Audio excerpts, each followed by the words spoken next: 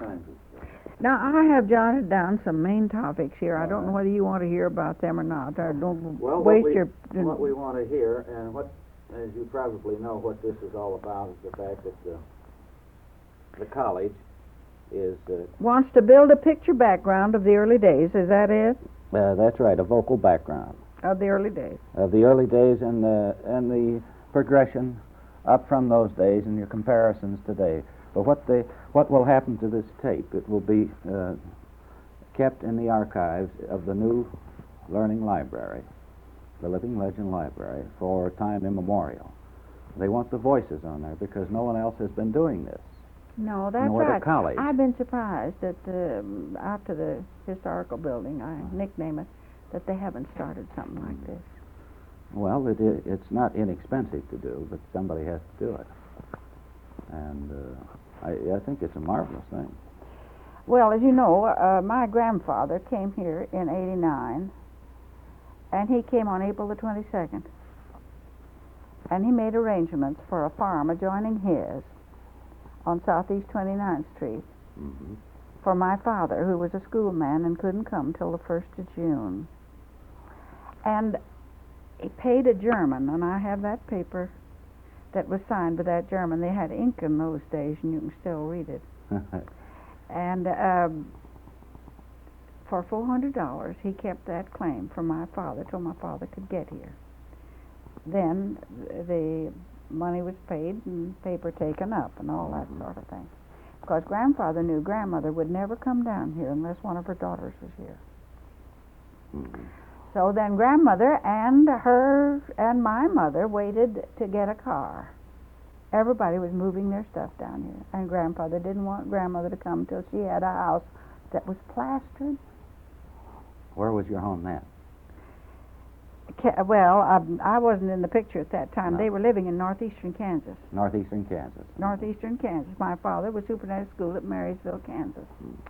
Well, they waited, and in August they got a car and moved their things down. And by that time, grandfather had his house built at the corner of Eastern and Southeast 29th Street. It is not there anymore. It's all industry, as you know. And where I was born is all industry now, too. Were you born in the same place? No.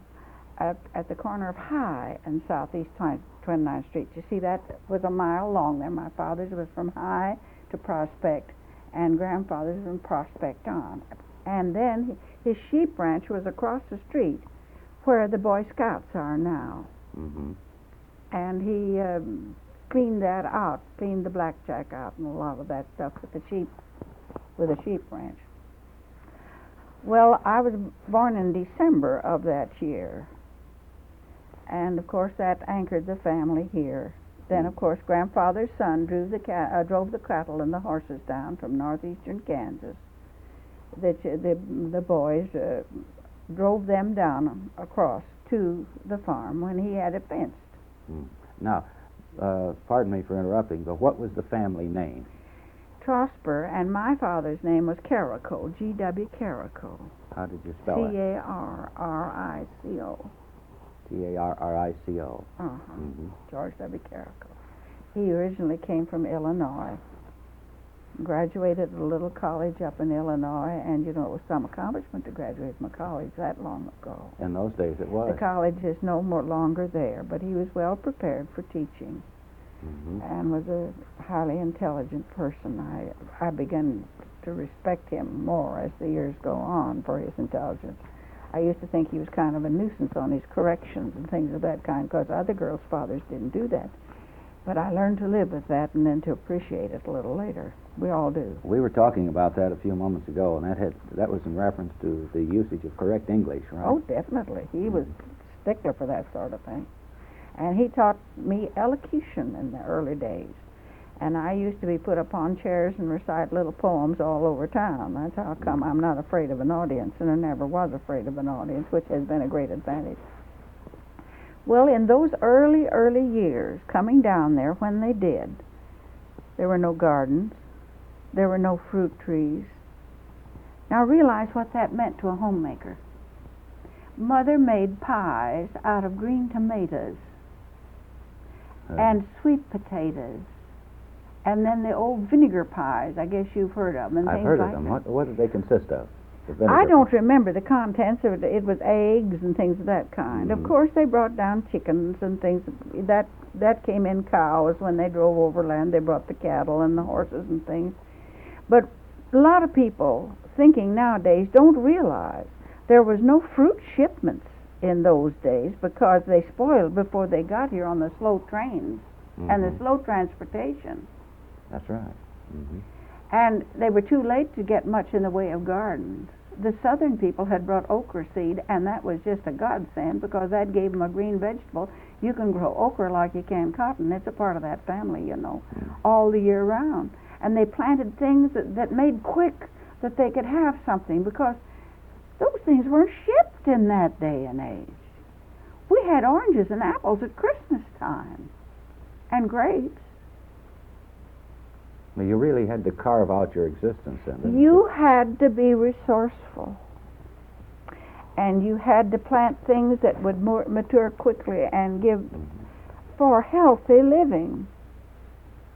And a lot of people don't think about that nor realize how difficult it was here on the housewife in early days.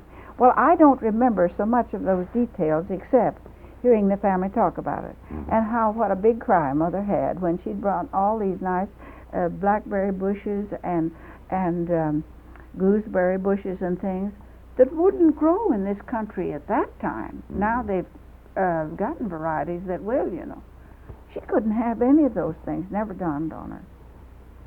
But they were resourceful, and they raised sturdy people, healthy people, on very limited diets.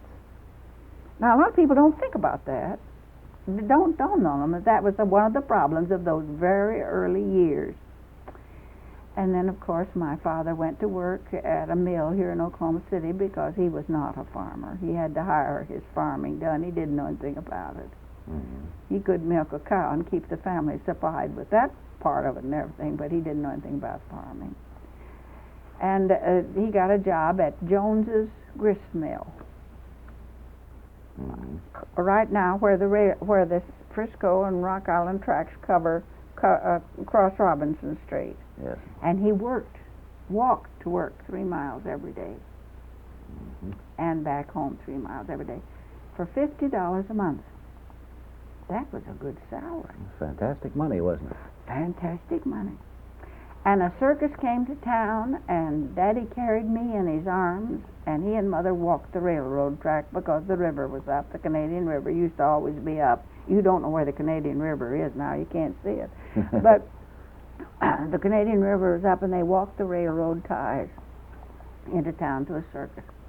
Because Mother was determined that I should see a circus. Well, I wasn't old enough to know what it was all about, but I saw the circus. Then when I was 3, my grandfather made arrangements for grandmother and another woman, I've forgotten what her name was, and my mother to go to the Chicago World's Fair. And I attended that. And one of my first actual reminiscence of things that actually happened at the Chicago Fair. A woman from Boston asked Mother where she was from, and she said, Oklahoma. She said, is that your child? Well, I was a towhead, you know. Well, but she isn't Indian. Mother said, well, why should she be? Well, there's nothing but Indians out there. Well, I woke up about that time and heard all the discussion about me being an Indian, and I was very indignant. That's my first recollection.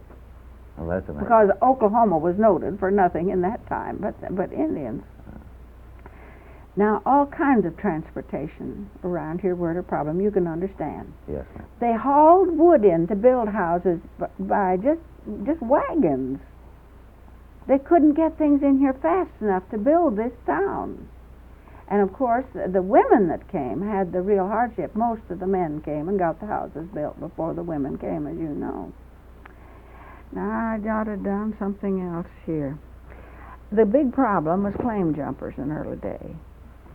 Father wanted to cut down that 6-mile-a-day walk, so he rented a little house in town. Just a small, I think, little 3-room house. That was all you could get in that day and age. They didn't have any larger ones. And we moved in, and I was a little baby, and that meant that they could have a doctor if needed and all that thing that goes with taking care of a child. Well, he hadn't been gone very long until he found out that a man was camping on his claim. So we had to move back. Because, you see, the agreement with the government was that you occupied that land for 5 years. And at the end of that time, you got a deed. And I have it in the vault at the bank, signed by President Harrison. And he just had to go back. But by that time, he saved enough out of his $50 a month to buy a horse. And he rode that horse to work. Well, there were a lot of things like that that make different pictures depending upon, now some of these people that came in town and just stayed in town, whose husbands and fathers had stores and things of that kind, their background was different than mine. But I was raised out there. And then when I got old enough to go to school, why, we had the 5 years had expired, and I started the Washington School.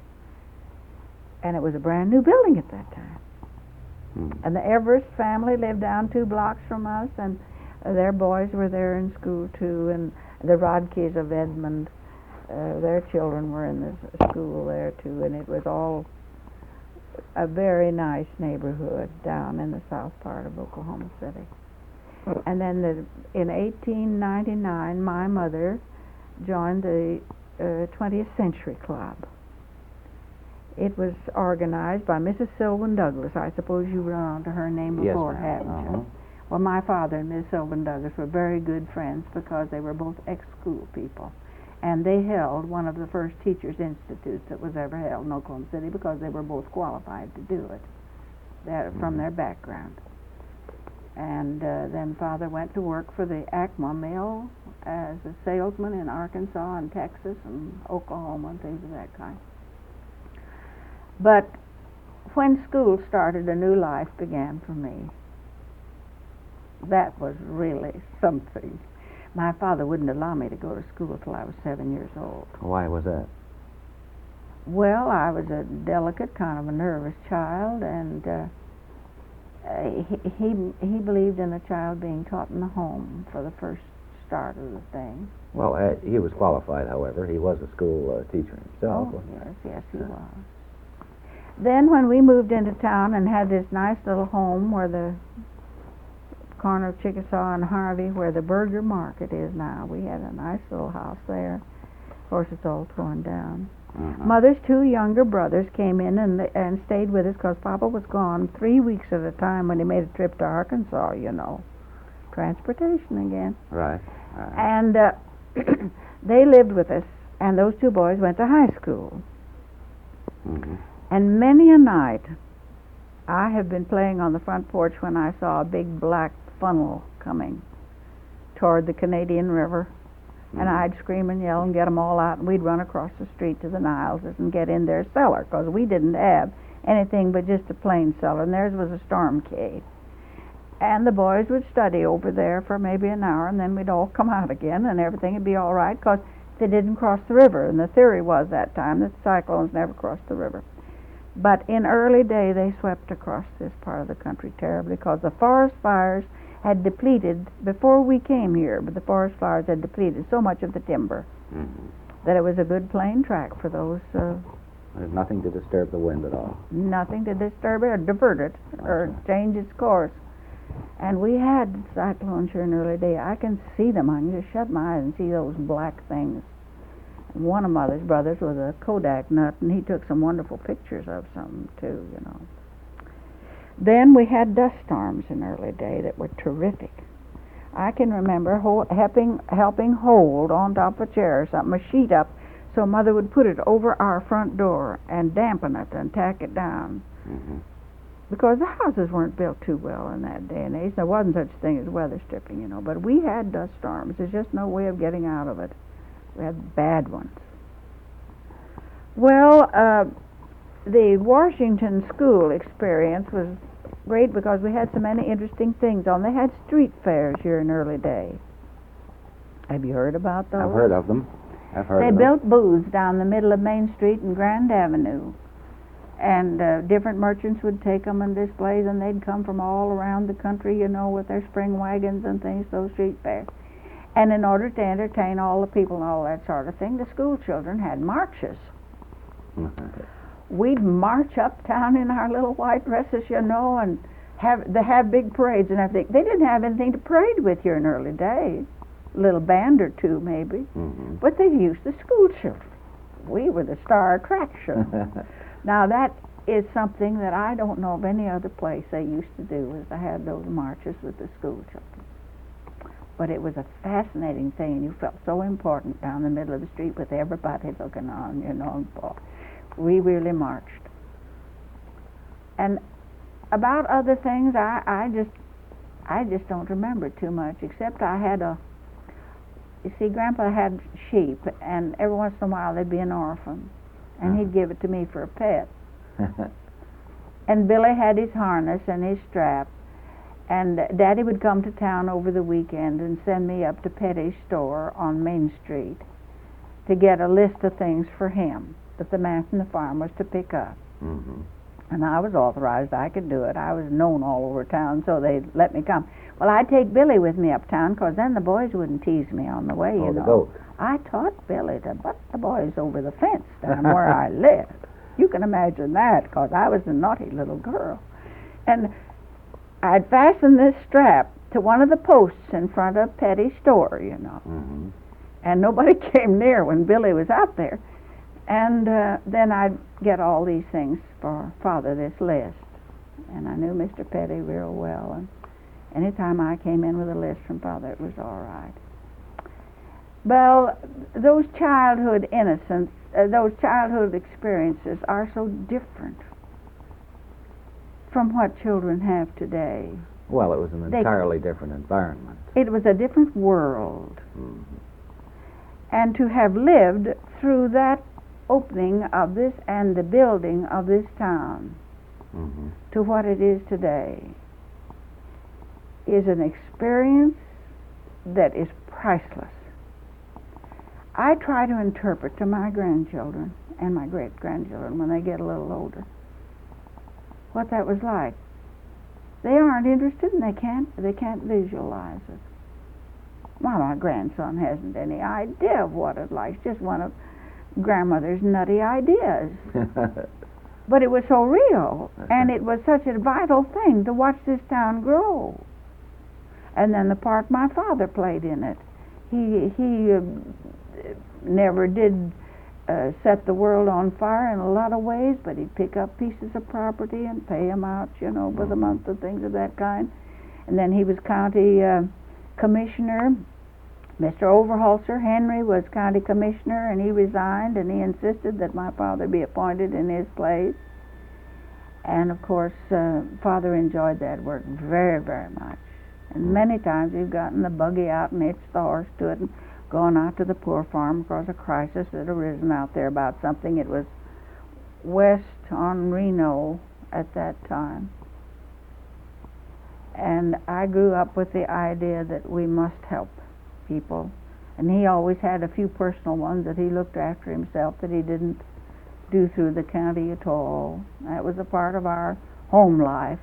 Well, he participated greatly in a lot of activities. Yes, he was so interested in everything, and just more than that. Then after he was county commissioner, he became county assessor for several terms. Mm-hmm. And he was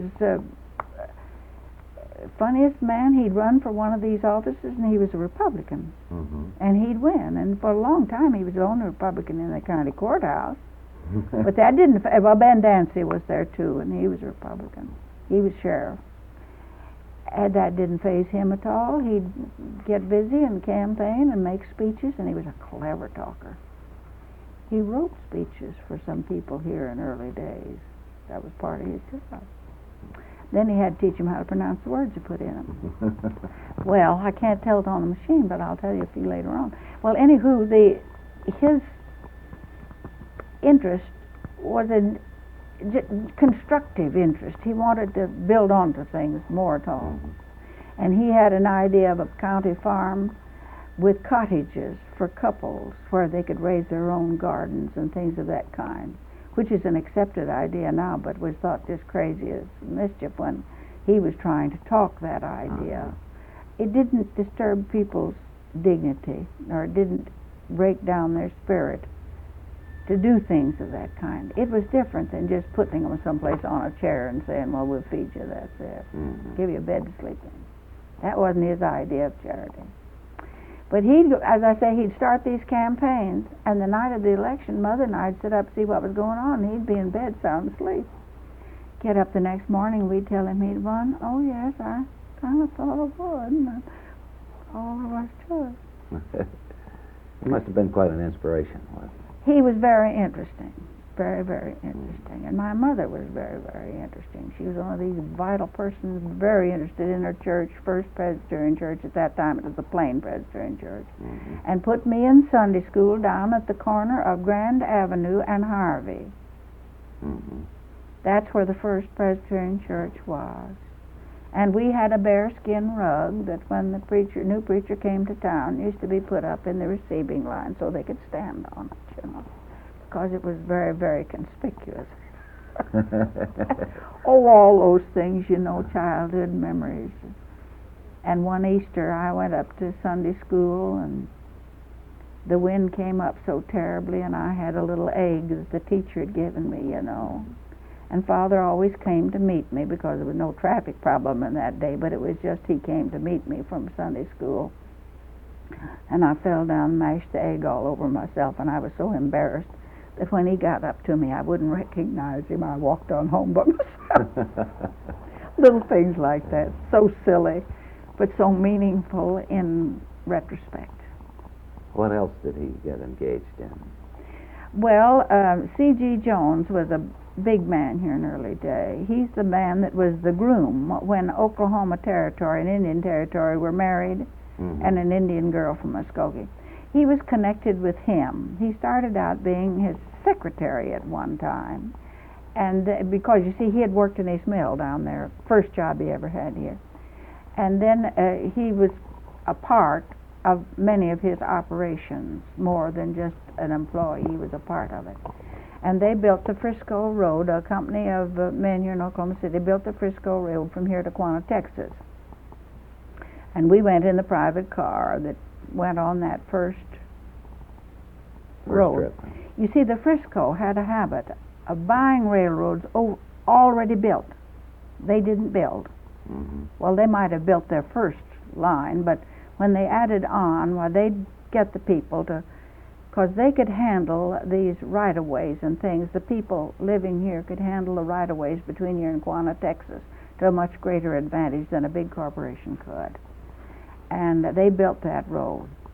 Then after that was all opened up and everything was going, of course there were land companies that went along and bought up land to start these towns along the road, because there weren't too many towns. Lawton was there, Aldous was there, Chickasha was there, and a few of those towns, but they built more towns in there and made them, these land people made good money out of the sale of the property in these towns.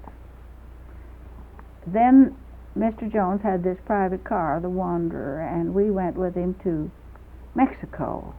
I was taken out of school.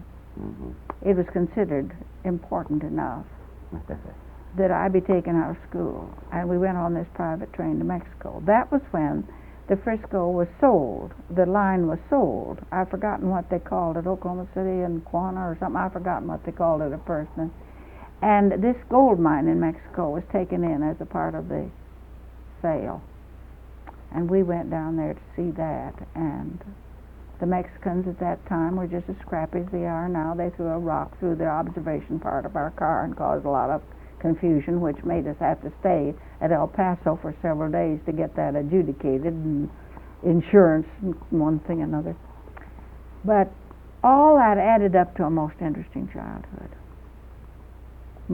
I was 13 the year we went to Mexico. Well, I've heard, and we have heard, I should say, a great deal about your father as to what a man he was. Well, he was a peculiar man in lots of ways. He didn't conform. He wasn't a Chamber of Commerce type, if you know what I meant. Yes. He didn't believe in large hullabaloos, but he had very firm convictions on lots of things. And of course, Grandfather was a promoter, that kind of type. Up in Kansas, he'd sold horses to the Potawatomis to move, and he'd handled big things of that kind. And he was in the first territorial legislature, which met in the fall of 1890. And besides, he was a Republican and elected to that first territorial legislature. He was that type. My father was entirely different. But he still accomplished a great deal. Oh, did a lot of things, just a lot of things. But on account of his advanced ideas and on account of his nonconformist views in a lot of ways, he was very highly criticized on things. That didn't mean too much to him. He just went on ahead with what he wanted to do. But he was very quiet about it. He didn't make big gestures and things of that kind. Didn't believe in it. I don't either. Do what you're going to do and then forget about it. Let's get the job done. Get the job done. When did he pass away? In 28, I think it was, or 29, I can't remember just now. I was singing in a quartet at that time that the Farmer Stockman put on every Sunday afternoon with one of their employees giving a talk on farm conditions in Oklahoma at the time he died. And he'd been very, very ill for months and months. And his passing came kind of suddenly on a Sunday morning. They didn't have anybody for substitute. It was meant to cancel the program, so I went ahead with the program because nobody knew anything about it at that time. That was in the tradition of And how old were you the at show that time? must go on. Oh, I was married and tearing around all over the country giving programs and everything else, except when I was... But this quartet, we did an awful lot of things. We were quite Let's backtrack well known. a little bit and find out we got up to about 13, 14 years of age, and Yeah, we got off to jumped the track. which is all good because Well, it's part of the historical record that we should have. That's right. And then I went through high school, made no splashing record or anything. I What was high having school? too much. Irving, Irving High School. one of the last classes that graduated there, and we were living on 8th Street then, just across and 2 houses over from where the new school was being built. Mm-hmm.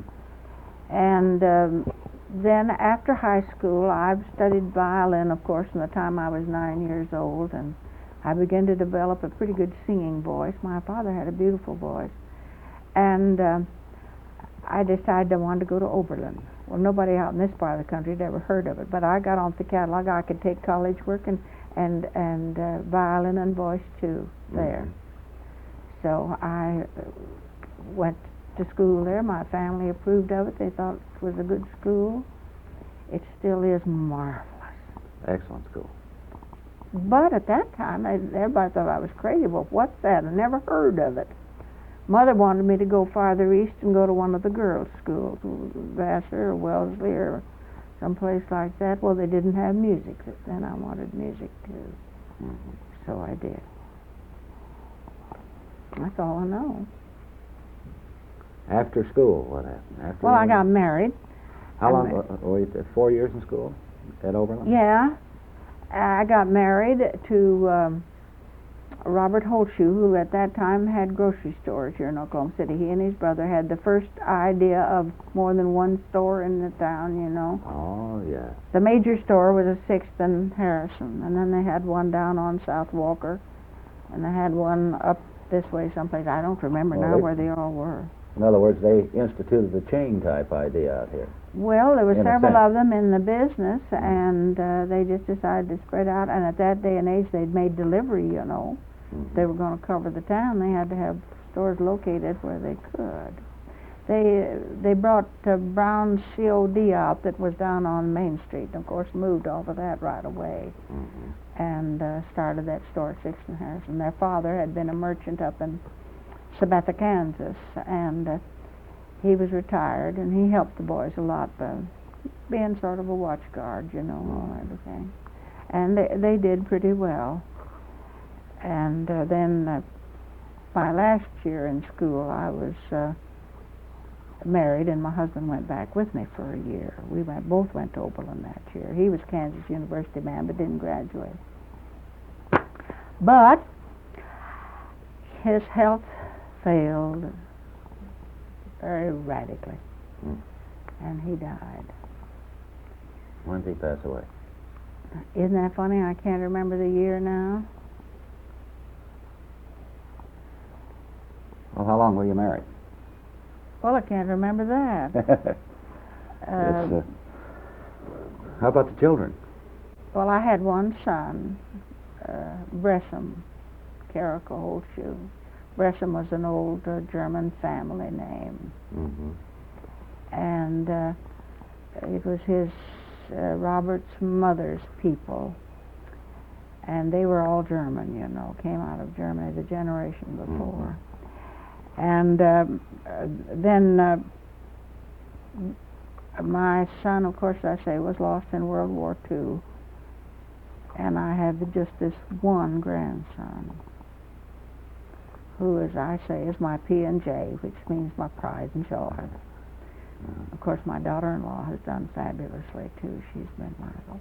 But after my husband's death, I went overseas as an entertainer in World War I. Singing? Yeah, and playing my violin. Helen Louise Walcott and I went together. We were the Oklahoma duo. And we had entertained at camps around in this area before then. And I was a full-time volunteer with the Red Cross. I had charge of the collection of that first war fund. Why they ever turned a $300,000 collection over to a green little person like me, I don't know. But my father had taught me bookkeeping pretty well, and I managed it. It got along fine. Finally, this opportunity came up to go overseas, and I went overseas and served. Where was that war fund? Here in Oklahoma City? Yeah. They raised that war fund. Tom Braniff, Walter Lybrand, D.I. Johnston headed that thing, and I had been associated and knew them all, you know. Yeah. So they said, "Oh, you can do that." And the old Farmers National Bank gave me a room in their back part of their bank. And of course, the boys there would come back and help me in very strict times. And everybody was so emotionally involved in that First World War that there was no collection difficulties, no problems. All you had to do is just keep a record and keep it straight, and that was all. And they complimented me highly when I went overseas. I really did a pretty good job, I guess. And then when the Second World War came along, I went back again to do volunteer Red Cross work and was appointed to Mrs. Archibald McLeish's National Committee, Camp and Hospital Service, and I traveled the state of Oklahoma as a full-time volunteer, but with my expenses paid. And I worked hard at it because we had an awful lot of camps here to help take care of. And that was very interesting work. I was associated with such exciting people. For instance, you recall some of them? Yes, Mrs. McLeish herself was a challenge. You know, she was an ex-opera singer. Yes. And we had so many things in common. And then the woman in St. Louis, isn't that funny? She married a Navy officer, and I can't remember now what her name is. She's living in Washington now. I saw her one time there in Washington. She was a brilliant person. She was her family was very prominent people there in St. Louis. Your wife might know if I could remember the name, but I can't remember. She probably would, yeah. But she really was amazing, and the plans they had, the visions they had, and the things that were accomplished was just, well, it was fabulous. And the way people responded. And of course, what a lot of people working with the Army didn't realize, but I had been with the Army and I understood. There are all kinds of people in the Army, from the most highly cultured to the boy that can't read or write. And you've got to take that into consideration when you're working with them. You've got to work at their level, where they understand. Well, that's why they asked me to take it here, because I'd had both Red Cross experience and Army experience. So, I don't know, don't seem like there's anything very exciting else that I ever did. Well, you've packed an awful lot into the years that you've covered, and you've done it with a great deal of speed and without any hesitancy, it seems. And you're still going. Well, I'm never going to stop going. That's a marvelous attitude, isn't it? Why, I couldn't stand it if I couldn't do things. I'm on the Women's Honorary Advisory Committee of the Women's Society for the Symphony. Mm-hmm. I'm on with a bunch of women that have so much more meaning to the organization than I do, but I just glad to carry my share. And I give the violin awards for the block award contests for young artists. Mm-hmm. And I started the string awards for high school age, because a boy came here and didn't get the award he hoped to get. He came clear from Michigan to contest on the violin section and wrote me pages and pages and pages explaining how the dropout at the high school age was what was handicapping orchestras now, because the children wouldn't go on and study serious music. Well, I presented that to the Women's Committee, and they grabbed it just that quick. Now we have these contests for this high school age. We had 11 entries last year, and all things like that. Well, I love to do that sort of thing, and I just hope nothing ever happens that I can't right up to the last minute of my life. That's building something into future generations, into future cultures. Well, I should imagine your grandchildren appreciate that, too. Oh, they don't know anything about it. Yes, Care they less. know that you're there. Grandma's just a nut. You think so? I know what? They're not interested in the things I'm interested in. No, but they're interested in the fact that you're doing something. And Oh, yeah. Like when I called the children up and said, well, Maud and I, she's my cousin from Kansas, Maud and I are off to England this summer. Oh, Grandma. Well, I said, we'll be up there at such and such time. Now, you have somebody meet us. So they met us. Well, you do quite a bit of traveling, then, don't you? I love it. Mm-hmm. We're looking forward now to a Mediterranean cruise. When do you intend going? Well, we were going to go on the Coronia this fall, but the Coronia goes in dry dock on September the 27th, and they were going to go to Mediterranean on the 30th, and they go into the Black Sea up to Odessa and some of those places where we wanted to go too. Mm-hmm. You see, my cousin is a retired Latin teacher, Mm-hmm. and to travel with her is just fabulous. She reads all these inscriptions and things, and when we went into these Roman baths at the town of Bath, England, you know, she started reading off things that the guy didn't know anything about. He just had a little speech that he'd learned, you know. He turned around to her, and the next thing you know, she was walking right beside him and explaining a lot of these things to him. And she said, he said, where did you get all this information? She said, I read it in the original Latin. Mm-hmm. Caesar's commentaries, and Caesar's notes, and the little things that he recorded about these different places, these installations. It's a matter of record, you know. Surely. But she's read all that. Mm-hmm. So we had a fabulous trip in England. Because every place we went, we run onto Roman ruins, you know. And at Chester, we walked the 3 miles and all around the wall that surrounded the town, because she wanted to, you know. And these young kids were tired. They had to take a nap. Oh, that's marvelous. It Well- gives you a breadth of living. Well, it seems to be consistent, however, with people in this particular area. Your contemporaries. That's why I say I'm so happy. I'm so pleased to think I could have this Midwestern background. Mm-hmm. Well, I meet some of these people from the East, like when I went to school at Oberlin. The art teacher there happened to live at the same place I did. You know, they don't believe in fraternities and sororities there. Right. There's still none at Oberlin. And, oh, yes, I've traveled extensively in the West. Oh, I've been to Chicago. Mm-hmm.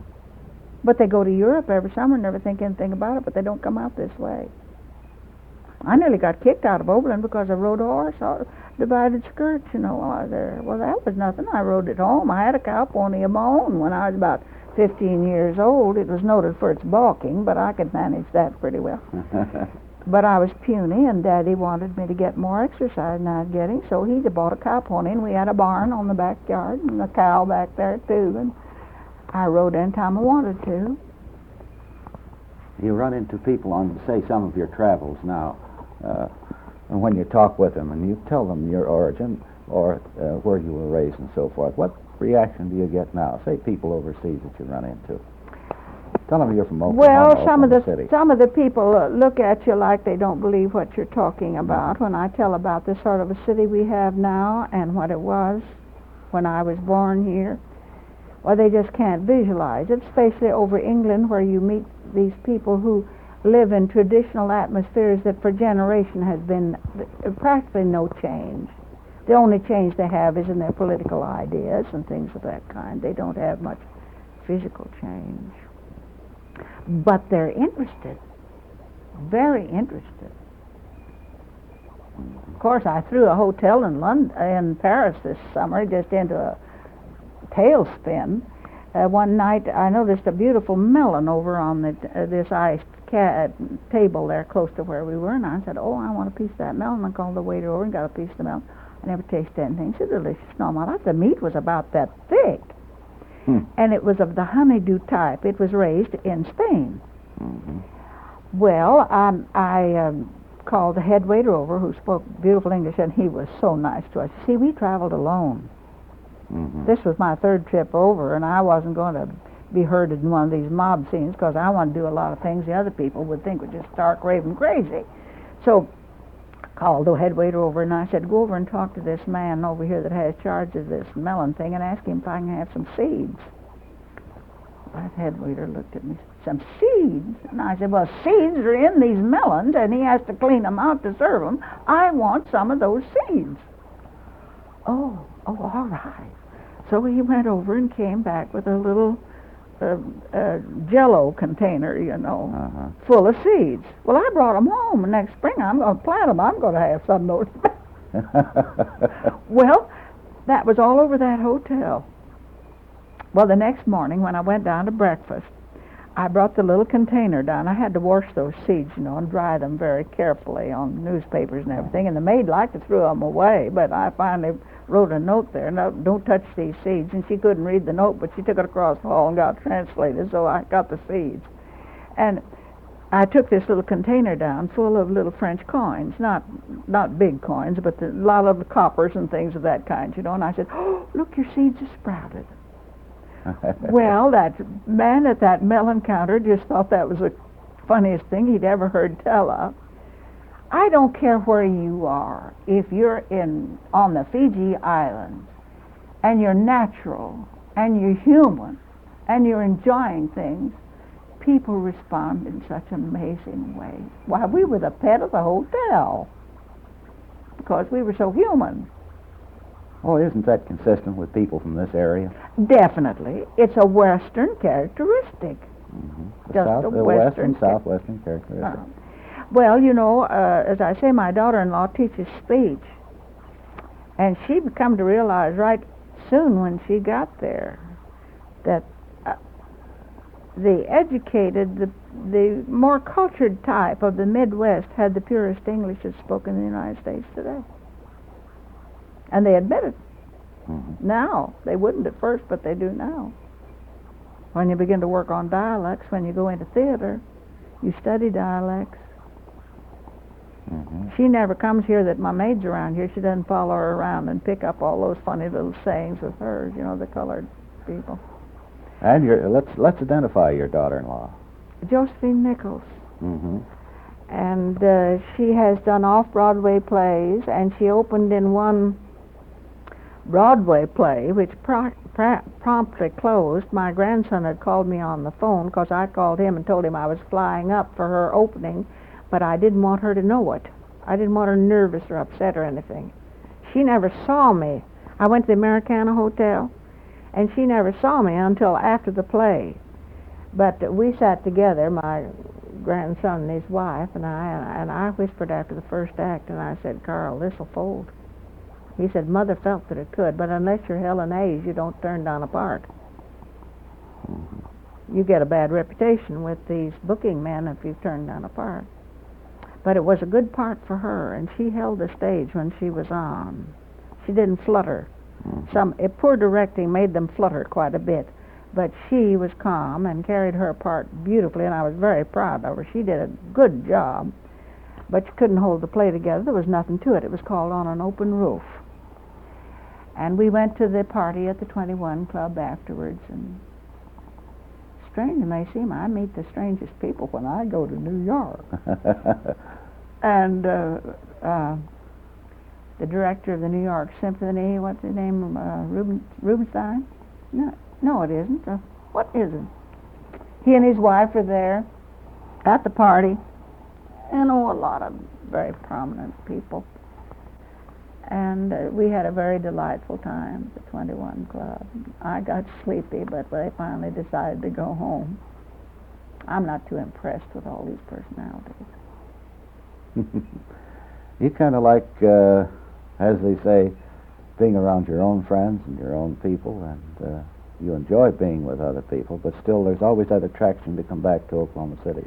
Yes, I've always come back to Oklahoma City, but of course it's financial arrangements too. Mm-hmm. If I would dispose of all my property and my income and all that sort of thing would be greatly handicapped by taxes and things of that kind, and I'm hanging on to everything for my grandchildren. Mm-hmm. That makes sense. Why, of course it does. We can't think of just ourselves alone. Your family goes on. And it's a part of your responsibility to see that they go on. And that they have something to remember you by. Of course, I think mine remembered me by my running around and fluttering and being very foolish at my age. You don't feel very foolish, though. Oh, heavens no. I just feel sorry for other people that are my age and don't enjoy life like I do. But I had such a rich background. I have a responsibility to my background. Yes, you just couldn't submerge your Definitely. feelings. No, not at all. I've done too many things that are interesting. I've had too much enrichment in my life not to pass a lot of that on. Well, you've been in this home here at About 5 years. Northwest 34th Street. It's About 5 years. the address is 526 Northwest 526. 34th. Mm-hmm. And I like it here very, very much. It meets my needs. And the only when I first moved here, with the size of this living room, I had to entertain everything that I'd ever heard tell of. But I got that all behind me. You took care of your amenities, then. Yes, I did. Well, this has been awfully dumb. I feel like you haven't gotten much out of this. Well, the whole purpose behind this conversation is to put on this tape as a living record, as perhaps I mentioned previously, for the Living Legend Library at Oklahoma Christian College, which is a vibrant organization. I think they're doing a terrific thing with a lot of the programs they put on out there, and I wish I had time to go out there and participate in some of those programs. It would do me a lot of good. They've been very well received, very enthusiastically received, and even though this is what we're saying here is not going to be open for publication except through students and researchers and historians and so forth, I think it does well to say it and to express an opinion like that, because it has to come down through the years in the future to give these students and the people in the future an insight as to the appreciation of an organization like that now. It isn't this program alone. No. It's the men they bring here for discussion groups and panels and things like that are just so worthwhile going to. And I just regret that I don't always have the time to go. Well, you're going to have to find some time in that busy schedule of activities of yours. Oh, I know, but you just love to do so many things. It's difficult to pack them all in, isn't it? Yeah, I love my church work. I belong to Westminster. Of course, I belong to the First Presbyterian Church, and I have done music directing and helped with music and one thing and another, but I retired after the death of my only living family, my mother and my son. And then Westminster organized, and the quartet came from Bartlesville, where the preacher came from, with the City Service Company, you know, an excellent quartet. Mr. and Ms. Martin, contralto and bass, and Bob Warnick, tenor. They couldn't get a soprano. They took some of these youngsters from the college out there, and their voices weren't heavy enough, mature enough to hold down the quartet. Right. So they came to me and said, maybe you've just got to substitute with us until we can find somebody. Well, I agreed to that. I didn't think I could do it. I was so crushed. I just didn't see how I could, but I thought, well, church is different. You have to make a few sacrifices to help church. So I buckled down and controlled myself, and we got into it. I stayed 4.5 years after I'd retired because my voice was of the quality that fit in with the heavier voices. I have some wonderful records here that they made of our quartet. Ray was very appreciative and had a chord, and some of those people make records. And but it was a wonderful thing. I just loved it. So at the end of 4 years, I thought, well, I'll join this church because it has given me just really new lifeblood. It just pulled me out of a personal depression that I couldn't hardly see out of. And it had meant a lot to me. And there were marvelous people up there, and they'd been so kind. So I joined the church. The reason I wouldn't join when I first went up there, I've seen too many of these professional musicians join a church to hold a job, and I wasn't going to be caught in that trap. Mm-hmm. So I thought, well, when I get ready to retire and join. And we did. And the church has been wonderful, and I love the work up there. And I just participate in every way that I can. Of course, they pour it on me. I have to give 2 lessons a year generally, and 1 devotions, which is more than they ask these youngsters to do, but the youngsters won't study nowadays. They're just not interested in studying. A book is just something to put up on a shelf as far as they're concerned. Well, I like to dig into it and have a good time doing it. That's another thing my father taught me. Don't ever do anything unprepared. And because you're just going to get caught up and made a fool of if you do. And good advice, good sound advice. But all those experiences, when I look back at it, I think, oh, what have I done? But I deserve all of these marvelous things that have happened to me.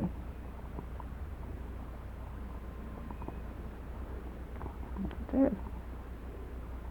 Now I've been going down to First Presbyterian while Ray's over in Calcutta, and what a place like that to hear that organist. Have you ever heard that Jensen woman play? Yes. Well, there's another thing. I'm on a committee out here to Oklahoma City University. Florence Wilson, an awfully good friend of mine, drugged me onto this committee because, fool that I am, I opened my mouth to make some suggestions at a committee meeting where I was supposed to be just a guest. And then, of course, that got me into a committee before I had turned around to find out what all I had done. And I love it. It's wonderful. And Florence and I are invited to dinner Friday night out there when they have the St. Matthew's Passion, you know, about St. Matthew's Passion. I'm anxious to hear what they do with that. It's a terrific thing. I sung it at Oberlin. I know what it is. 8-part boys' choir and all that. They get the boys' choir from St. John's to help with that. But you see, I've got to slow down on some of these things now. I can't go every day, all day, and all evening, too. Well, I want to thank you for taking time that we could stop you at least temporarily this afternoon, that we could get together. Oh, yes, today was a kind of a free day. The second day of the second month of 1965, the 11th day, February the 11th, right? Tomorrow is a birthday, Lincoln's. Mm-hmm. And did we get the date of your birth now? December the 11th, 1889, at the corner of High and Southeastern. And the spelling of your last name? Holtzschue. Pronounced like a whole shoe, not a half shoe. Mm-hmm. And, of course, my father was Carrico and my mother was Hattie Bell Trosper. Now, how did you spell that Carrico? Carrico. We want to thank you very much. The college appreciates you taking the time and it's been embarrassing to me because after I'd stop and listen to myself a little bit, I'd think, my Lord, who in the world would be interested in all this? But I do realize what the research is. Now, I have a young cousin that's gone down to OCU that's getting his doctorate the 1st of April. And I helped him a lot. It's a political dissertation that he has written. Mm-hmm. And my father was in Republican politics very prominently here all his life. And I happen to know a lot of things back and referred a lot of things to him, and I know just what it means to compile information. He could get a lot of slanted information on political subjects, but to get down to the bottom of things Mm-hmm. was a real problem. All the media for news slant. Don't tell me they don't. They may have to do it for various reasons, or they may just do it because they think it's kind of cute. But then when you go to take and compile that into a dissertation, you really have to work. Just to get the heart of it. You do. And that's the job. I never would have the patience to get a doctor's degree. I'll tell you right now. That's something I would never aim at. Well, you never know things that you're still doing. You just may do most anything. Well, I think sometimes that's my trouble. I'm willing to tackle anything. Well, But that's my Midwestern background. right. I have no inhibitions. Midwestern background and the Southwestern drive, being born here, raised here, gone to And school. physical vitality that drives me too. It has done the same for many of your compatriots. Definitely.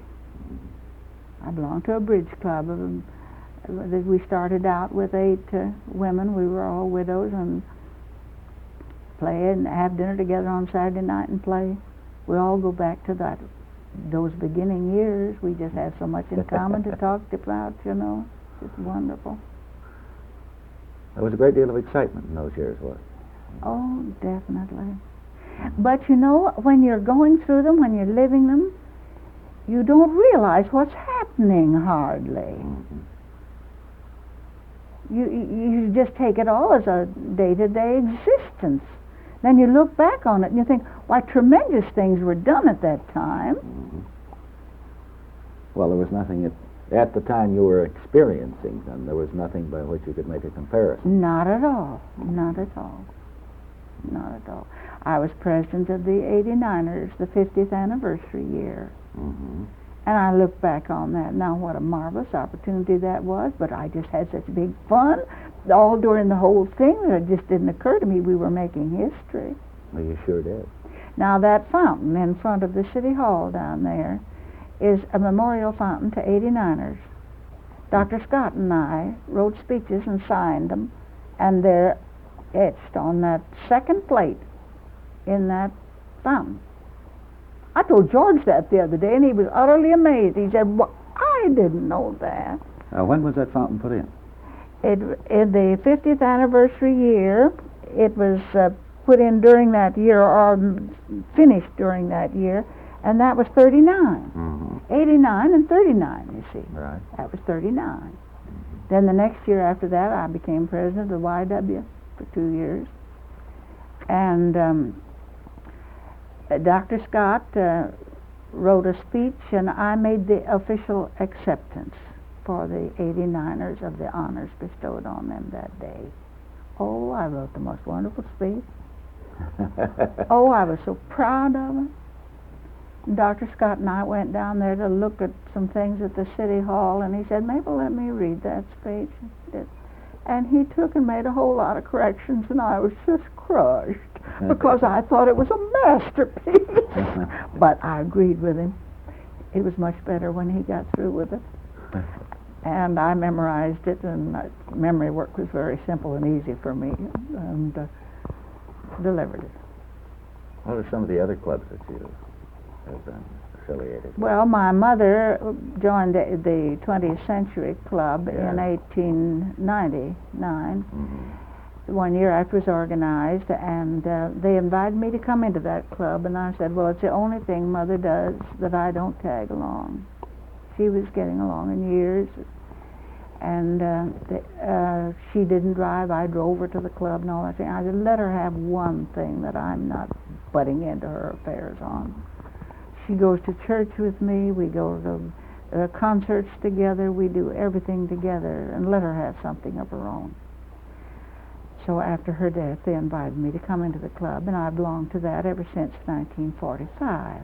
And I'm proud of it. It's a club of women who love to study. Most of them do their own book reviews. Mm-hmm. 2 years ago, I did the Greek Stones Speak by McFarland, books of that type. Of course, we have to get a reviewer in once in a while, which doesn't excite us so much because they tell a sweet story. Mrs. Ladd does beautiful work, we found out, and she likes the kind of books we do. But it's a study club, and it's celebrated its 50th year and its 60th year. Now it's on its 65th year. Uh-huh. The Philomathia was the first club organized by Mrs. Sylvan Douglas. The second one was this 20th Century Club. Mm-hmm. And my family, my mother and I, have been in it since after the first year.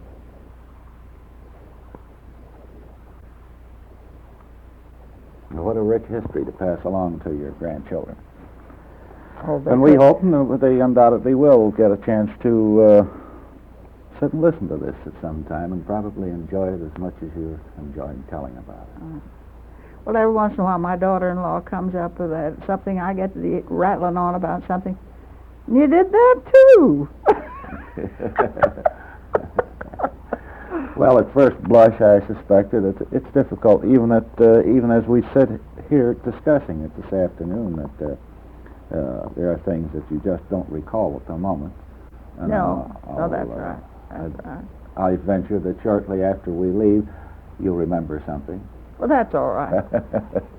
Well, thank you very much. I'll just think, well, there's one thing I didn't bore him with. Not at all boring. We're delighted. Thank you. You're welcome.